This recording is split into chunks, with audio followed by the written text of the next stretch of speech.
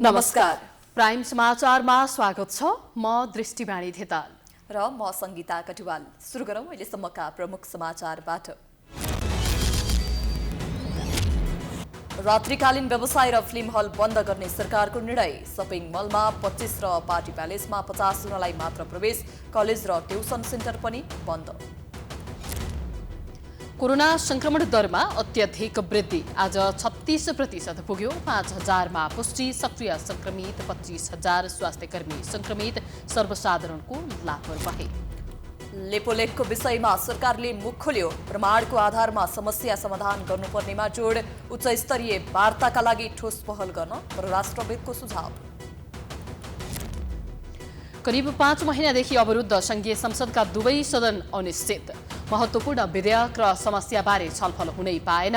कोरोनाको बहानामा बैठक स्थगित गर्ने निर्णय। पर्यटन मन्त्रालयद्वारा बतास समूहले भाडामा लिएको धर्मशाला र नारायण हेटेको अवलोकन। दुवै ठाउँमा सम्झौता विपरीत काम भइरहेको ठहर। दोषीलाई कारवाही गर्ने। कोरोना मापदण्ड पूरा नगरेको आरोप खेपेका टेनिस स्टार जोकोभिच अस्ट्रेलियाबाट निष्कासित। आफू अत्यन्तै निराश भएको पनि फैसला स्वीकार नगर्ने प्रतिक्रिया। र ए डिभिजन लेगमा मछिन्द्रद्वारा फिगरेड बोइज 4-0 गोल अन्तरले पराजित। च्यासलका खेलाडीमा कोरोना संक्रमण भएपछि पुलिससँगको खेल स्थगित।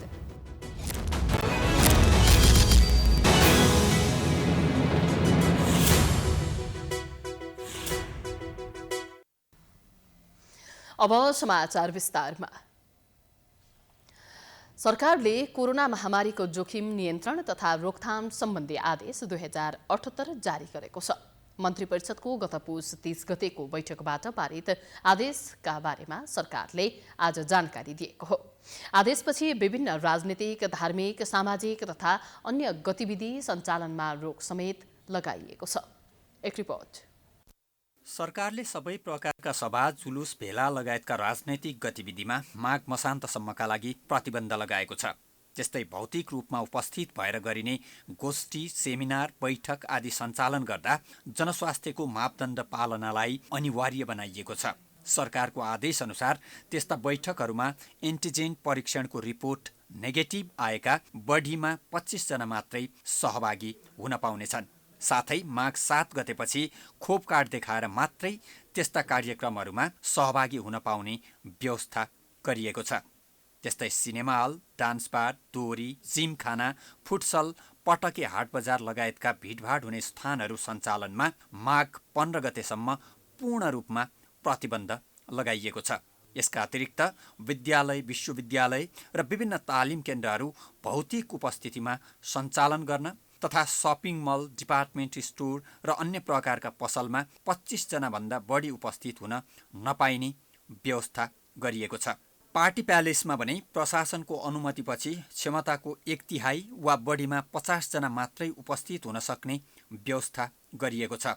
त्यस्तै विभिन्न खेल सञ्चालन हुने समयमा रङ्गशालामा एक पटकमा कुल क्षमताको 1/3 भन्दा बढी उपस्थित हुन नपाउने व्यवस्था गरिनुका साथै माघ 7 पछि खोपका पूरा मात्रा लगाएकाहरूलाई मात्रै प्रवेश दिइनेछ। सबै प्रकारका आमसभा, जुलुस, सभा, भेला वा धेरै मानिस भेला हुने क्रियाकलाप सम्बद्ध 2078 साल माघ मसान्तसम्म सञ्चालन नगर्ने। गोष्ठी, सेमिनार, समीक्षा, बैठक जस्ता क्रियाकलापहरू सञ्चालन गर्दा भर्चुअल माध्यमबाट गर्ने। भौतिक रूपमा उपस्थित भई गर्नुपर्ने भएमा जनस्वास्थ्यका मापदण्ड पालना गर्ने गरी एन्टिजेन परीक्षण गरी रिपोर्ट नेगेटिभ आएका बढीमा 25 जना मात्र सहभागी रहने गरी सञ्चालन गर्ने। सरकारले कोरोना नियन्त्रणका लागि आदेश त दियो, तर यसको प्रभावकारी कार्यान्वयन र अनुगमन हुनेमा आशंका गर्ने प्रशस्त ठाउँ छ। नेपाल सरकारले कोरोना रोकथाम तथा नियन्त्रण सम्बन्धी आदेश जारी गर्दै गर्दा अस्पताल तथा विभिन्न खोप केन्द्रहरूमा भने कोरोनाको तेस्रो खोप अर्थात् बुस्टर डोज लगाउनेहरूको भिड थामिन सक्नु थियो। त्यो भिडले सरकारले पालना गराउन खोजेका मापदण्डहरूको धज्जी समेत उडाएको देखिन्थ्यो। कतिपयले मास्क समेत लगाएका थिएनन् तथा कतै भौतिक दूरी पालना भएको थिएन। कोरोनाको खोप लाउन आउनु भएको छ, मास्क छैन, यहीँबाट कोरोना लाग्यो भने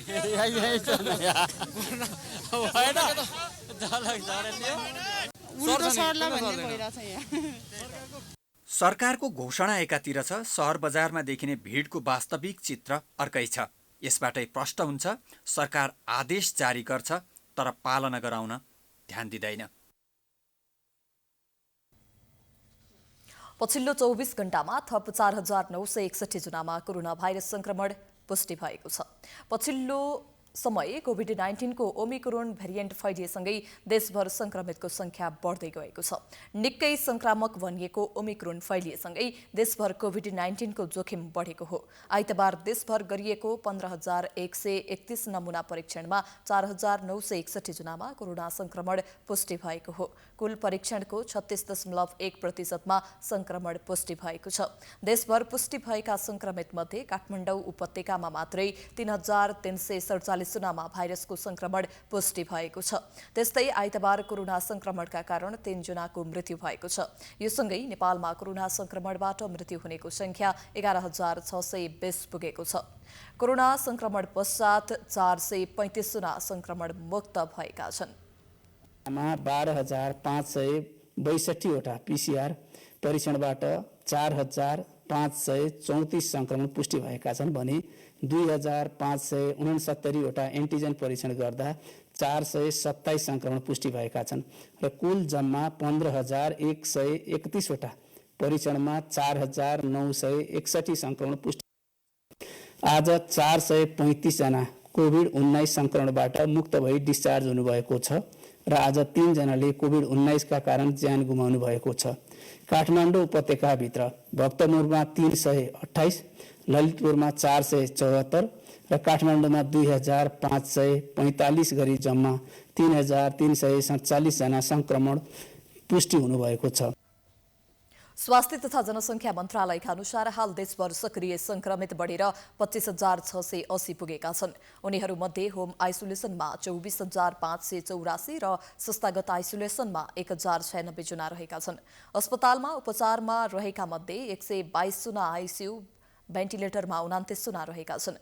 यसैबीच स्वास्थ्य तथा जनसङ्ख्या मन्त्री विरोध खतिवडा भारतसँगको सीमावर्ती जिल्लाको अवलोकनमा निस्किएका छन्। 3वटा प्रदेशमा पुगे सीमावर्ती जिल्लामा देखिएको समस्याको बारेमा प्रदेश सरकार तथा स्थानीय प्रशासनसँग छलफल गरेका छन्। प्रदेश 1 को विराटनगर पुगेका स्वास्थ्य मन्त्री खतिवडाले सीमा नाकामा देखिएको समस्या समाधानका लागि पहल गर्न आग्रह गरेका छन्। छलफलमा मन्त्री खतिवडाले भारतबाट आउने नेपालीहरूको स्वास्थ्य चेक जाँचमा प्रभावकारी योजना बनाई सबै नागरिकलाई पूर्ण खोप लगाउने व्यवस्था गर्न प्रदेश सरकारलाई निर्देशन दिएका छन्। मन्त्री खतिवडा भोलि प्रदेश 2 मा जाने र प्रदेश सरकारसँग छलफल गर्ने बुझिएको छ।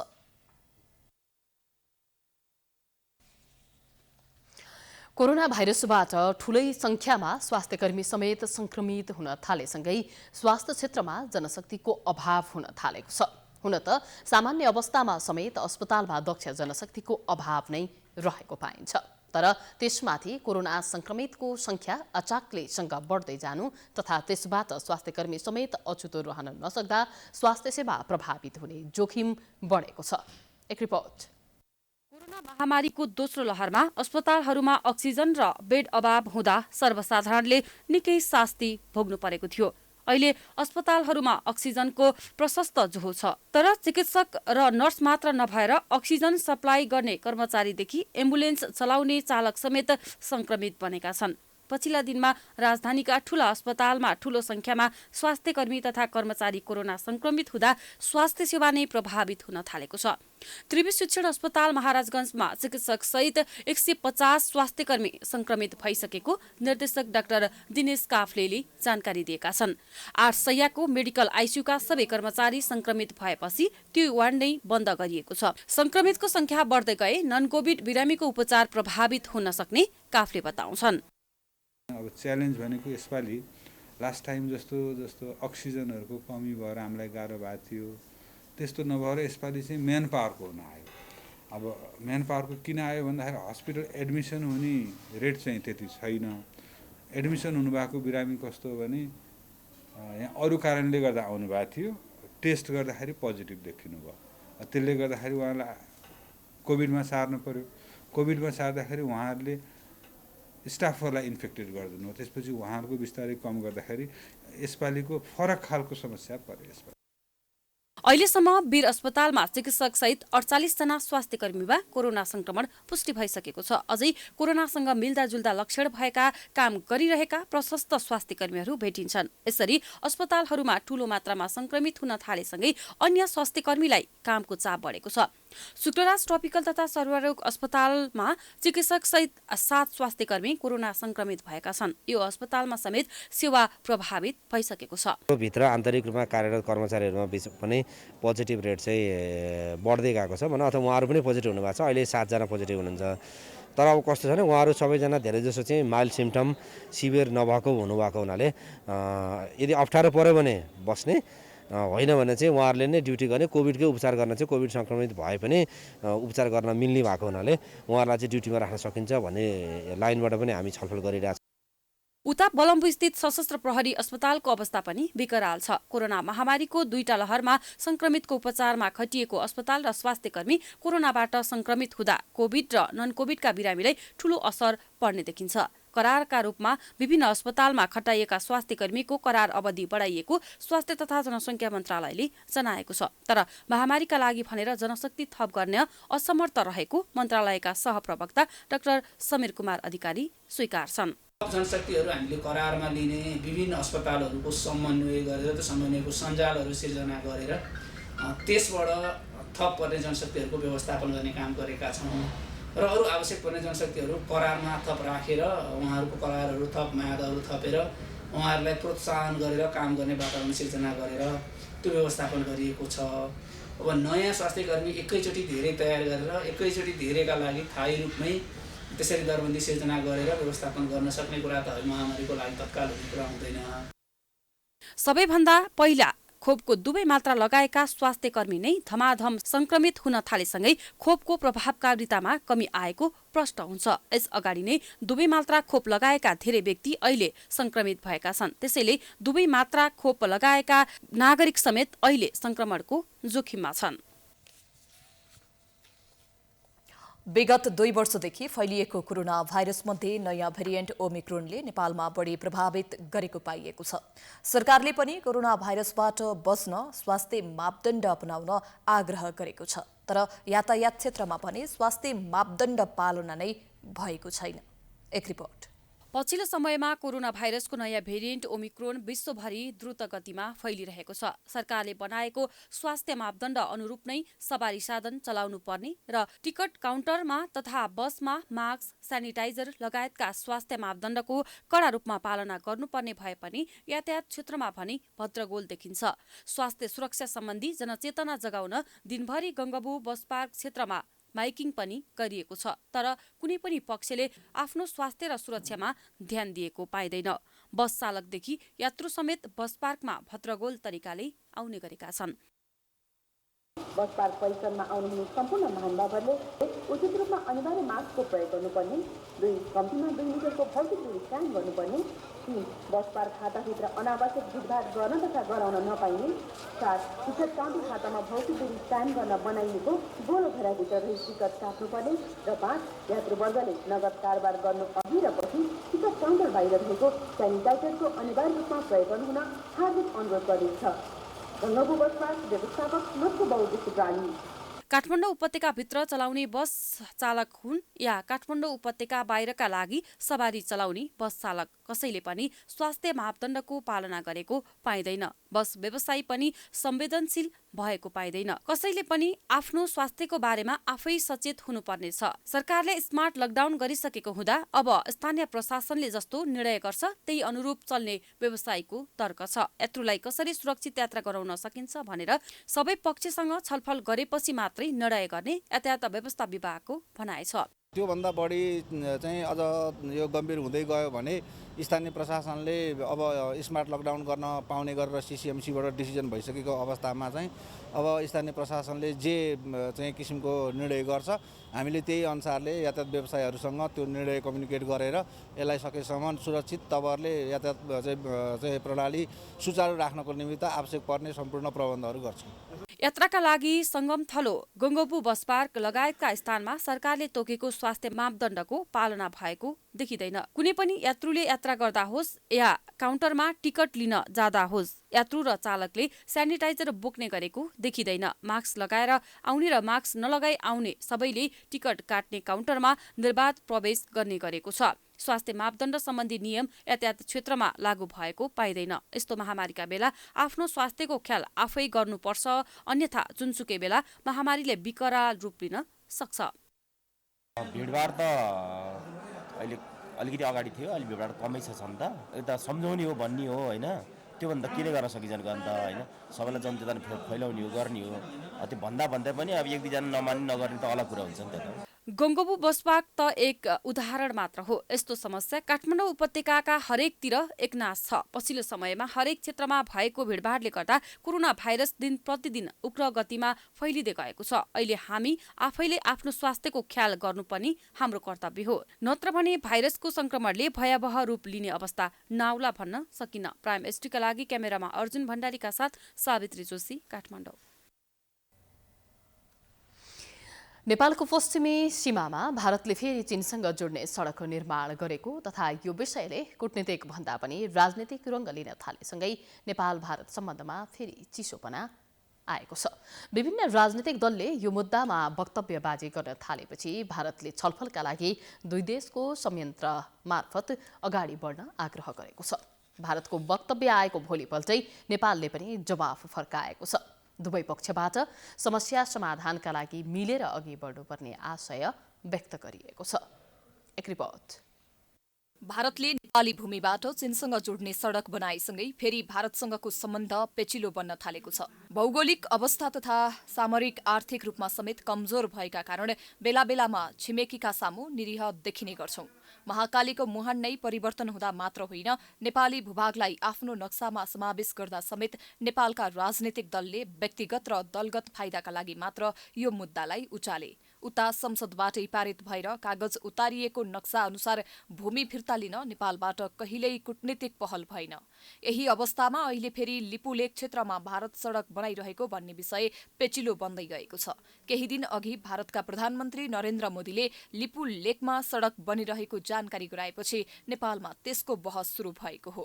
नेपाल स्थित भारतीय दूतावासले शनिबार वक्तव्य निकालेर नेपाल सरकारलाई आफ्नो अडान बताइसकेको उल्लेख गरेको थियो। त्यसको भोलिपल्टै अर्थात् आइतबार नेपाल सरकारले महाकाली नदी पूर्वका लिम्पियाधुरा, लिपुलेक र कालापानी नेपालको अभिन्न भूभाग हुन् भन्दै नेपाली भूभाग भएर जाने कुनै किसिमको एकपक्षीय सडक निर्माण र विस्तार रोक्न भारतलाई आग्रह गर्दै आएको जनाएको छ।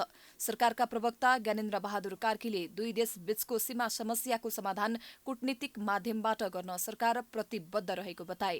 कार्कीले ऐतिहासिक सन्धि सम्झौता, तथ्य, नक्सा र प्रमाणको आधारमा समस्या समाधान गर्न नेपाल सरकार प्रतिबद्ध रही आएको बताएका छन्। नेपाल सरकारले भारत सरकारलाई नेपाली भूभाग भएर जाने कुनै पनि किसिमको एकपक्षीय युनिल्याटरल सडक निर्माण विस्तार रोक्न आग्रह गर्दै आएको छ।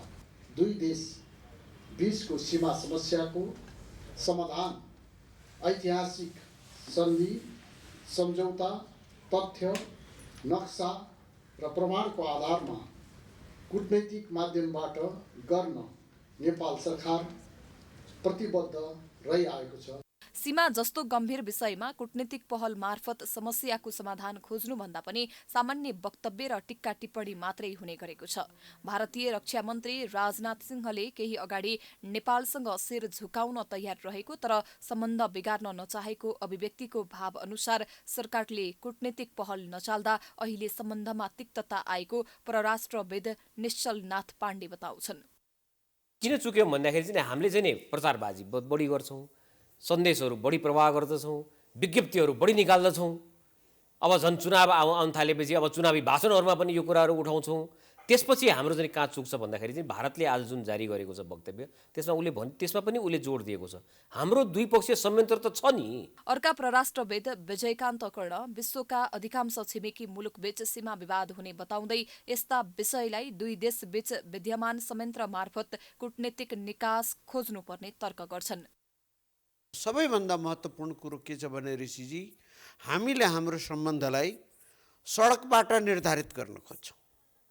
सडकमा कूटनीति गर्छौँ हामी, राजनीति कोठाभित्र गर्छौँ। एउटा कुरो बुझ्नु होला, सीमा विवाद छिमेकीसँग हाम्रो मात्र होइन, चीनको, भारतको, इभन अमेरिकाको, ल्याटिन अमेरिकन कन्ट्रीहरूसँग, युरोपमा सबैको कहीँ न कहीँ 2 इन्ची 4 इन्ची इधर उधर भइरहेको हुन्छ छिमेकीसँगको।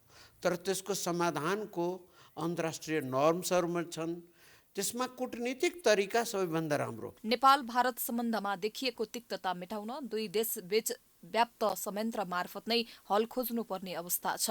सामरिक तथा आर्थिक रूपमा आफूभन्दा विशाल छिमेकीलाई सडकबाट चिड्याउनुभन्दा कूटनीतिक पहल मार्फत आफ्नो भूमि कसरी फिर्ता ल्याउने भन्ने विषयमा राजनीतिक दल गम्भीर बन्नै पर्छ। समाचारको सिलसिला जारी छ, हामी विश्रामपछि आउँछौँ। बाँकी समाचारको साथमा गर्वैदेखि बलियो भूगर्भ।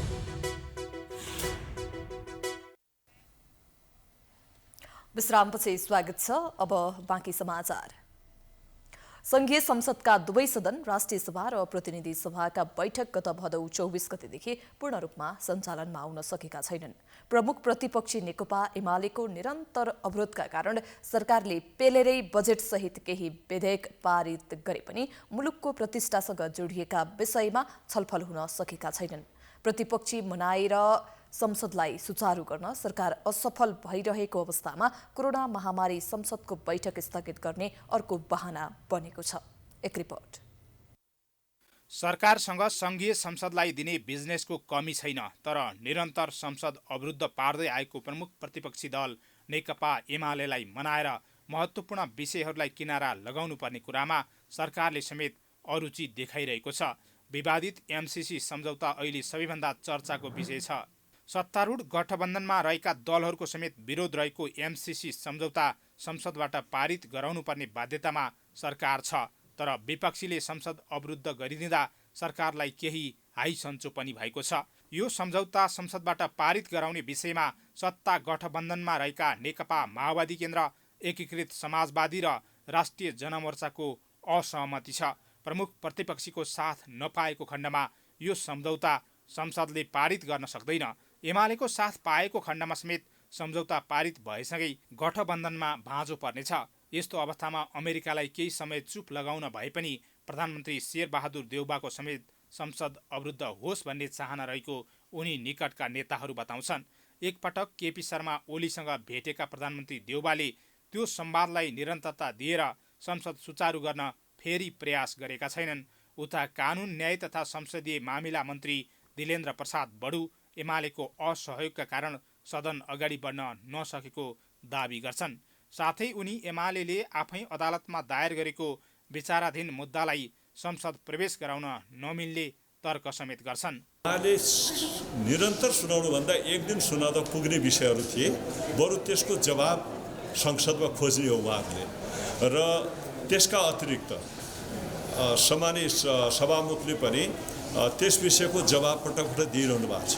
यस्ता विषयहरू जो न्यायालयमा विचाराधीन छन्, ती विषयहरू संसदमा प्रवेश गर्ने वा संसदमा छलफल गर्ने नियमावलीले दिँदैन, हाम्रो प्रतिसभा नियमावलीले दिँदैन। यसैगरी प्रधानमन्त्री र प्रतिपक्षी दलका नेता ओलीसँगको भेटले केही सकारात्मक रूप लिए पनि सरकारले त्यसपछि समस्या समाधानमा कुनै रुचि नलिएको एमालेको आरोप छ। साथै प्रतिनिधि सभाका सभामुख अग्निप्रसाद सापकोटाले निष्पक्ष भूमिका निभाउन नसकेको साथै एमालेका नेताहरू आफ्ना अध्यक्षले भनेझैँ यो संसदको कुनै औचित्य नरहेको तथा ताजा जनादेशमा जानुको विकल्प नरहेको दोहोर्याउँछन्। हाम्रो मागअनुसार सभामुखले सूचना टाँस्नु पर्यो। अब त्यसको कानुनी प्रयोजन धेरै नहोला, दल त दर्ता भइसक्यो, तर कमसेकम एमाले कारवाही गरेको हो भन्ने कुराको त्यो एउटा आधार हुनुभयो।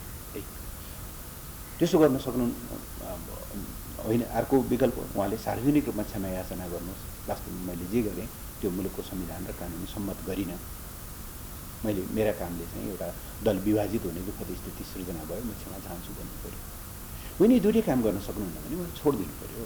समूह चलाउने अरू पनि मान्छेहरू छन्। पछिल्लो पटक पुस 7 गते प्रतिनिधि सभाको बैठक अवरोध भएर स्थगित गरिएपछि फेरि बस्न सकेको छैन। यस्तै पुस 5 गते यता राष्ट्रिय सभाको बैठक पनि बस्न सकेको छैन। सोमबार बस्नुपर्ने दुवै सदनको बैठक कोरोना महामारीका कारण फेरि स्थगित भएको छ। प्राइम टाइम्स एचडीका लागि हरिशरण तिमल सिन्हाको रिपोर्ट। अहिले चर्चामा आएका दुई स्थान हुन् नारायणहिटी दरबार संग्रहालय र पशुपतिनाथ स्थित धर्मशाला। बतास अर्गनाइजेसनले लिजमा लिएका यी दुई स्थानमा संस्कृति पर्यटन तथा नागरिक उड्डयन मन्त्री प्रेम आलेले निकै चासो देखाउन थालेका छन्। त्यही कारण आज उनी पशुपति धर्मशाला र नारायणहिटी संग्रहालयमा निरीक्षणका लागि पुगेका थिए। धर्मशालामा बतास अर्गनाइजेसनले मनपरी संरचना बनाएको देखेपछि उनले पशुपति क्षेत्र विकास कोषका पदाधिकारीको त सातो नै लिएका थिए। एक रिपोर्ट। हिन्दू धर्मावलम्बीहरूको आस्थाको केन्द्र पशुपतिनाथ टाढा टाढाबाट आएका दर्शनार्थीलाई बस्न र खान सहज होस् भन्दै भारत सरकारको सहयोगमा बनेको नेपाल भारत मैत्री धर्मशालामा यति बेला निजी कम्पनी बतास अर्गनाइजेसनले व्यापार गरिरहेको छ। नारायणहिटी दरबार संग्रहालयमा समेत बतास अर्गनाइजेसनले व्यापार गर्न खोजेपछि संस्कृति पर्यटन तथा नागरिक उड्डयन मन्त्री प्रेम आलेले रोक मात्र लगाएनन्, नयाँ संरचना समेत भत्काइदिए। आइतबार त्यही संरचनाको अनुगमन गर्नु अगाडि मन्त्री आले बतास अर्गनाइजेसनले नै भाडामा लिएको पशुपति धर्मशाला पुगेका थिए। हुन त उनले धर्मशाला लिज प्रकरणको छानबिन गर्न समिति नै बनाएका छन्। सोमबार म्याच सकिने समितिले प्रतिवेदन बुझाउने अघिल्लो दिन अर्थात् आइतबार मन्त्री आलेले धर्मशाला पुगेर सबैतिर निरीक्षण गरेका छन्।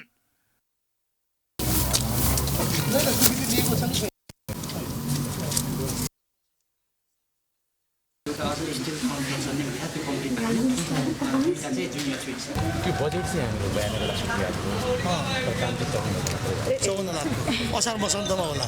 होइन असारबाट असारै पानी पर्या हो। असारकै बेला भयो। ठिक छ। बतास समूहले पशुपति क्षेत्र विकास कोषसँग मिलेमतो गरेर 19 रोपनी जग्गा र त्यसमा फैलिएको 34 करोड लागतको 88 कोठे धर्मशाला भाडामा लिएर होटल सञ्चालन गरिरहेको छ। निरीक्षणको क्रममा होटलमा रूपान्तरित धर्मशालाको चर्को शुल्क देख्दा मन्त्री आले नै अचम्ममा परेका थिए।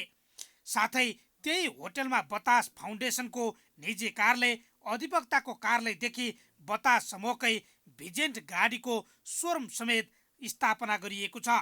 होटलमा रूपान्तरित धर्मशालामा स्पा, जिम हल र बाथ टब थपिएका छन्। त्यो देखेर मन्त्री आले अचम्मित हुँदै 7 स्टार जस्तो रहेछ भन्न बिर्सिएनन्।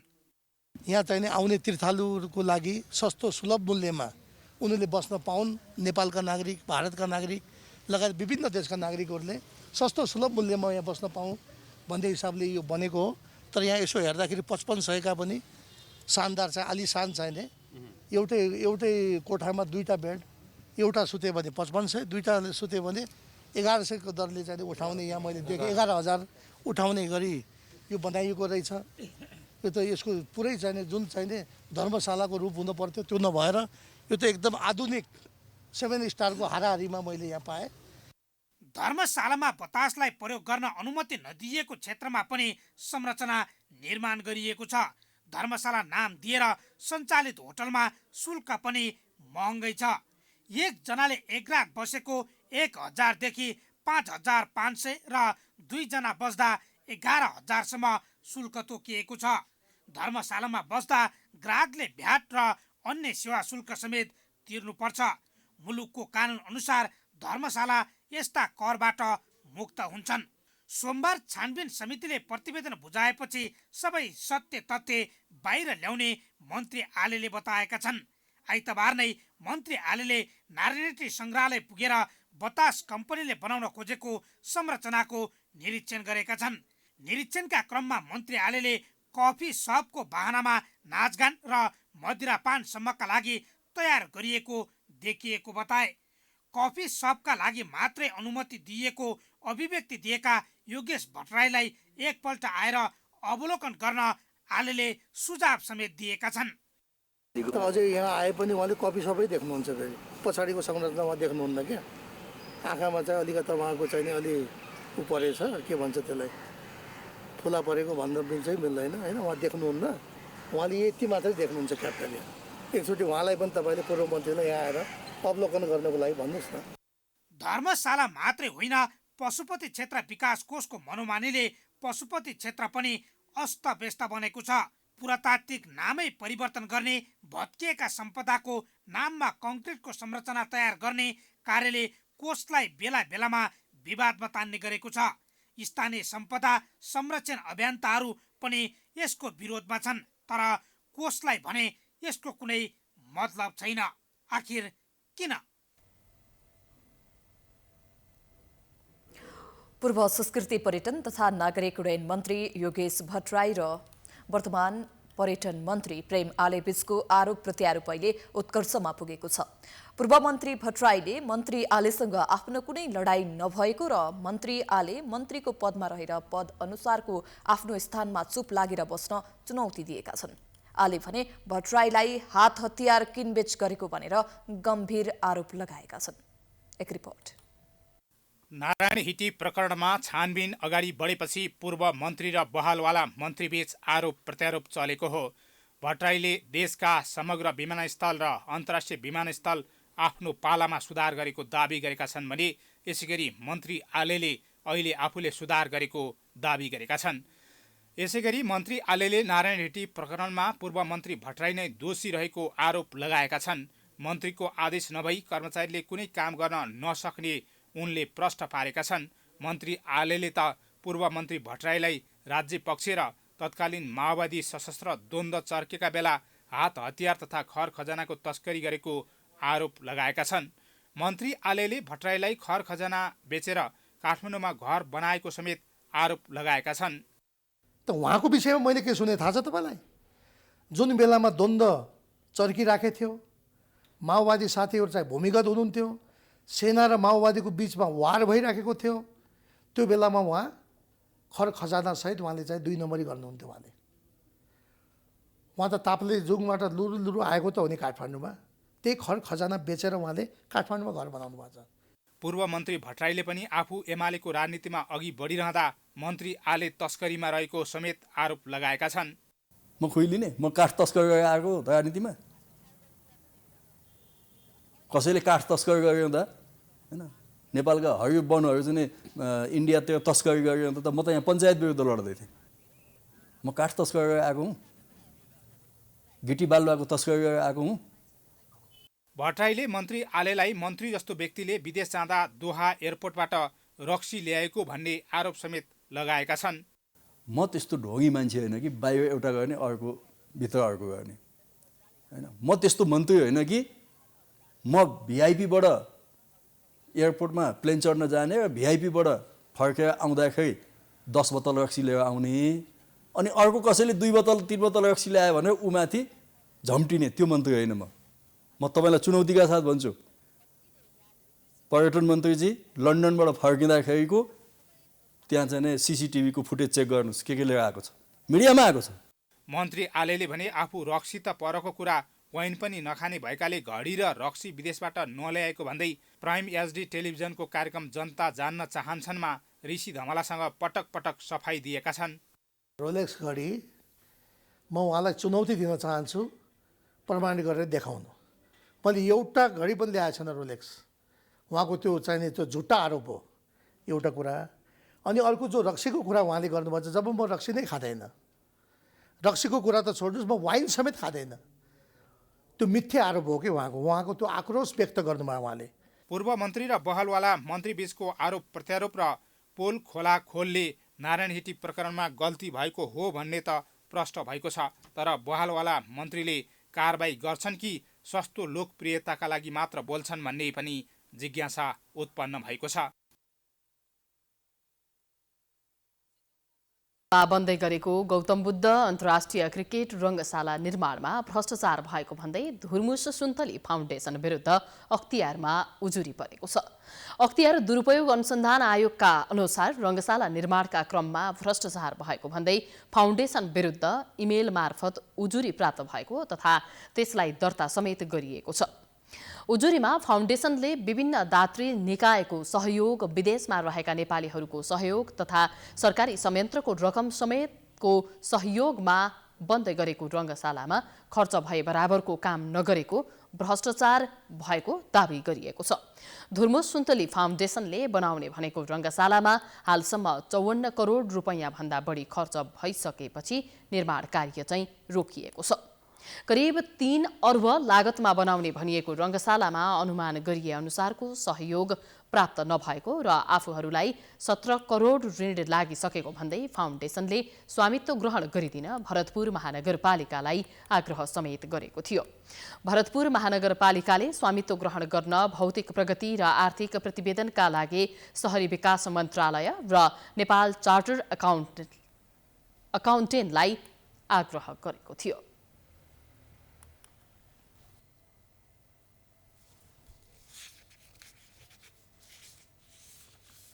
आज देशभर विभिन्न कार्यक्रम गरी भूकम्प सुरक्षा दिवस मनाइएको छ। नेपालमा अझै पनि भूकम्पको जोखिम कायमै रहेको देखिन्छ। उता 2072 सालको महाभूकम्पमा क्षतिग्रस्त सम्पदा तथा आवासहरू पूर्ण रूपमा पुनर्निर्माण हुन सकेको छैन। कहिले सम्पन्न होला त पुनर्निर्माणको काम? एक रिपोर्ट। 24औं राष्ट्रिय भूकम्प सुरक्षा दिवस देशभर विभिन्न कार्यक्रम गरी मनाइएको छ। भूकम्पीय सचेतना, सुरक्षित संरचना भन्ने नाराका साथ भूकम्प सुरक्षा दिवस मनाइएको हो। दिवसका अवसरमा भूकम्प सुरक्षा दिवस मूल समारोह समितिले ललितपुरको पाटन दरबार क्षेत्रमा विशेष कार्यक्रमको आयोजना गरेको थियो। कार्यक्रमलाई भर्चुअल माध्यमबाट सम्बोधन गर्दै प्रधानमन्त्री शेरबहादुर देउवाले विपद व्यवस्थापन गर्न तीनवटै तहका सरकारको आपसी सहकार्य आवश्यक रहेको बताए।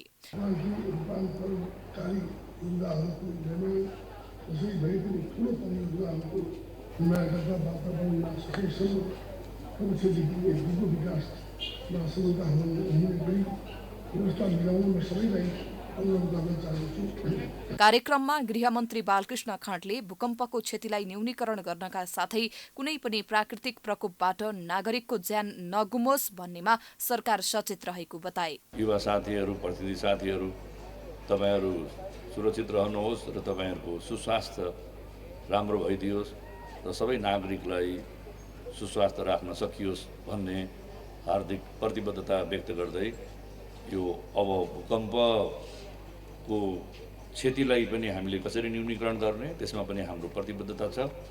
त्यसरी नै कुनै पनि प्राकृतिक विपदबाट आम नेपाली नागरिकको जीवन नगुमोस् त्यसमा पनि सरकारको, राज्यको गम्भीरतापूर्वक दायित्व रहेको छ र भूमिका रहेको छ। नेपाल भूकम्पबाट अति प्रभावित र जोखिम युक्त देश मानिन्छ।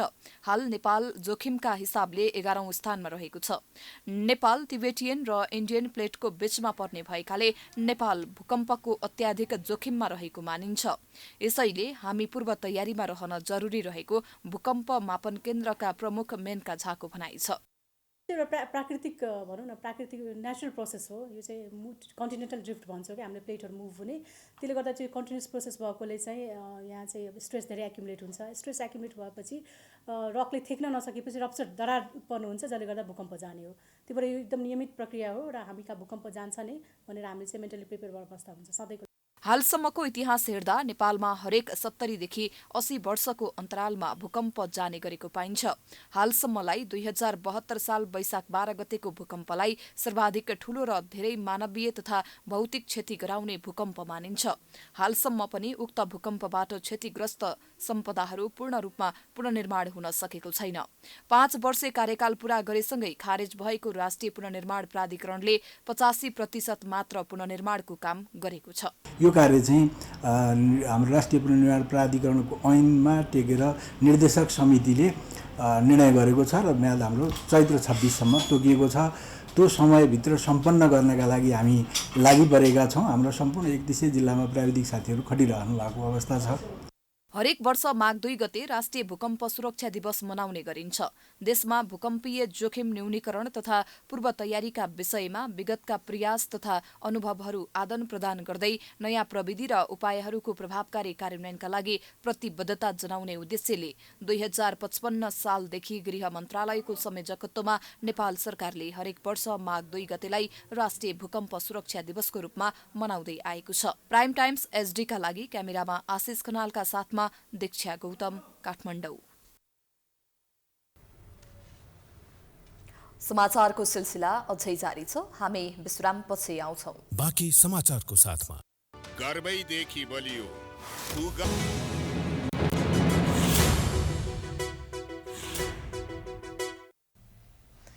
विश्रामपछि स्वागत छ। अब अन्तर्राष्ट्रिय समाचार।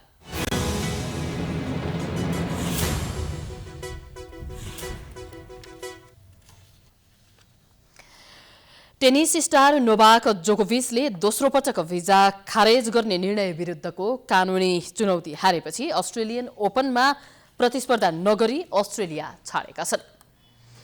जोकोभिच आइतबार मेलबर्नबाट एमिरेट्सको उडानमा प्रस्थान गरेका हुन्। आइतबार पहिले भर्चुअल सुनुवाईमा 3 संघीय अदालतमा न्यायाधीशहरूले सर्वसम्मतिले जोकोभिचको भिजा रद्द गर्ने अध्यागमन मन्त्रीको निर्णयलाई उल्ट्याउनका लागि आवेदन खारेज गरेका थिए। सरकारले स्वास्थ्य र राम्रो व्यवस्थाको आधारमा उनको भिजा रद्द गरेपछि खोप नभएको टेनिस स्टारले सुरु गरेको चुनौतीलाई न्यायाधीशहरूले अस्वीकार गरेका थिए। यो सँगै विश्व नम्बर 1 को अस्ट्रेलियन ओपनको उपाधि रक्षा गर्ने र मेलबर्नमा कृतिमानी 21औं ग्रान्ड सलाम जित्ने आशा समाप्त भएको छ। जोकोभिचले आफू अत्यन्तै निराश भएको तर फैसलालाई स्वीकार गरेको बताएका छन्।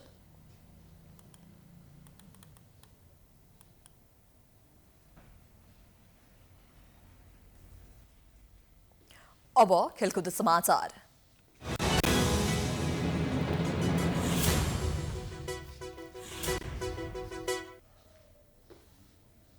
शहीद स्मारक ए डिभिजन लीग फुटबलमा शीर्ष स्थानको मछिन्द्र फुटबल क्लबले सहज जित निकालेको छ।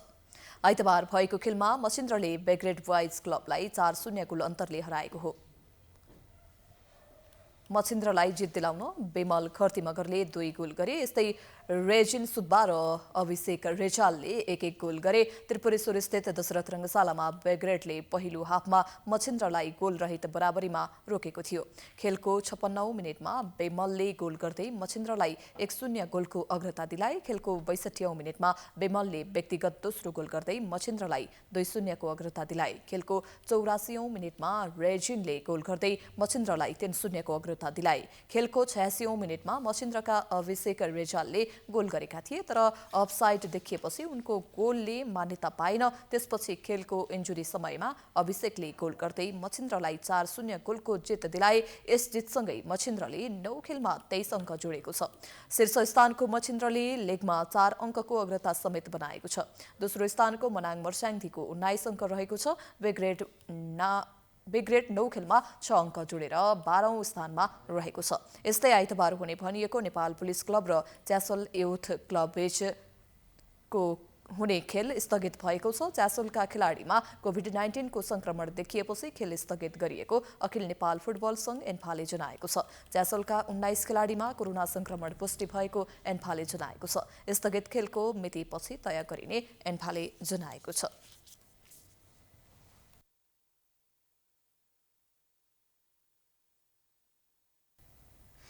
यो सँगै हामी समाचारको अन्त्यमा आइपुगेका छौं। जाँदा जाँदै प्रमुख समाचार पुनः एकपटक।